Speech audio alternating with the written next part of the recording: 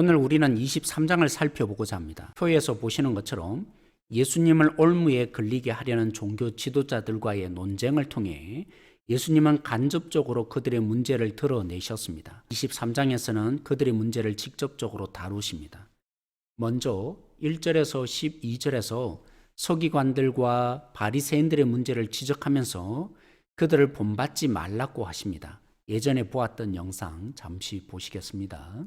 옷은 우리가 봐서 좀 이해가 쉬운데 상자는 이제 그 경문이라고 그러고 저 속에다가 성경 구절을 넣은 거예요.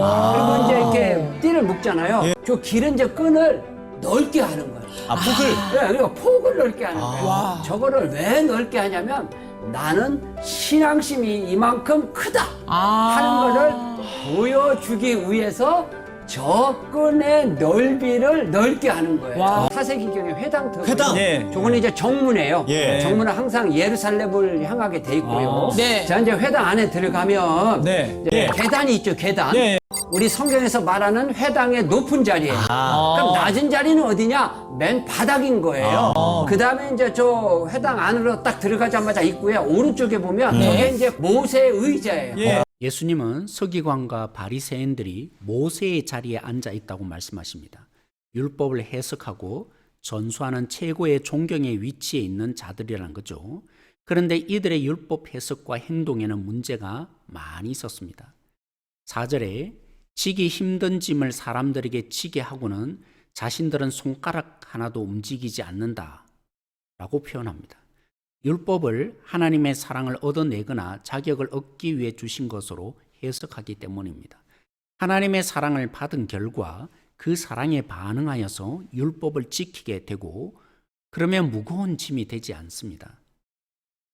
공로를 강조하는 그들은 사람에게 보이기 위한 위선입니다.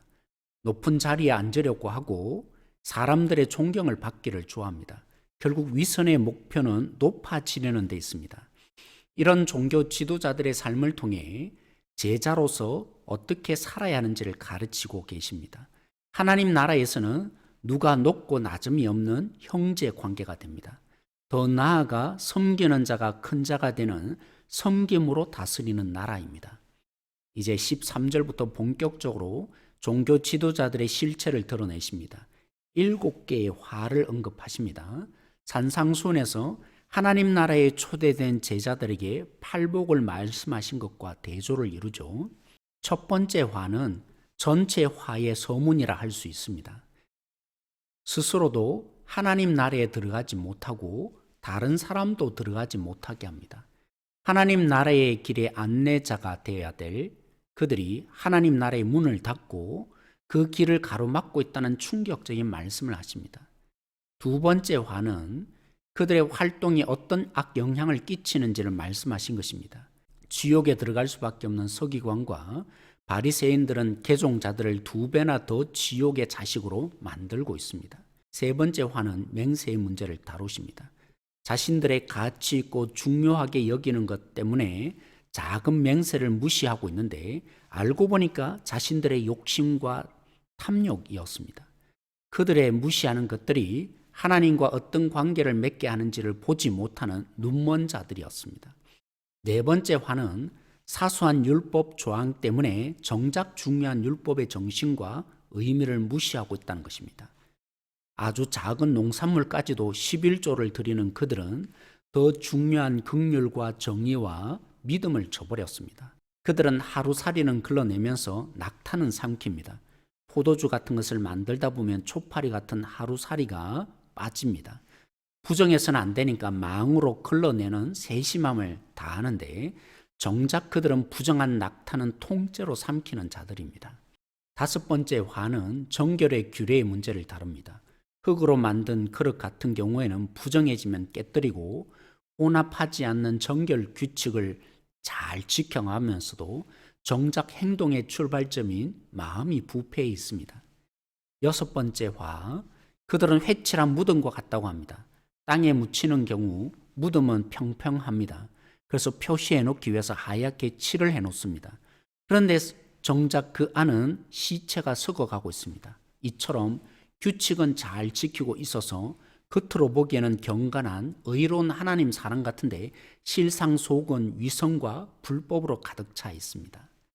7번째 화, 하나님의 선지자를 죽였던 조상과 다르다고 자신 있게 그들은 생각하는데 얼마나 심각한지를 예수님은 드러내십니다. 그들의 선조는 선지자를 죽였다면 이들은 하나님의 아들과 하나님의 아들을 따르는 제자들까지도 핍박하고 죽이는 자들입니다. 사랑하는 성도 여러분, 오늘의 말씀은 우리도 다르지 않음을 깨닫게 합니다. 찔림을 주는 목적을 놓치지 마십시다. 잘 살아보자는 결단이나 반대로 그러니 너 안 돼 라는 절망의 반응은 여전히 내가 주인된 삶의 반응일 뿐입니다. 찔림은 우리로 우리의 인생의 구원자 주님이신 예수님께로 나가게 합니다. 하나님께 가까이 가게 하는 경건이 도리어 얼마나 하나님과 멀어지게 할 수 있는지를 보게 합니다. 그래서 주님의 자녀된 우리는 끊임없이 복음으로 돌아가야 합니다. 주님 안에 있어야 하는 거죠. 주님의 자녀이니까 사랑할 수 있다고 하는 주님의 목소리가 들려져야 할 것입니다. 주님을 사랑하며 순종해가는 주님의 참된 제자이길 소망합니다. 평안하세요.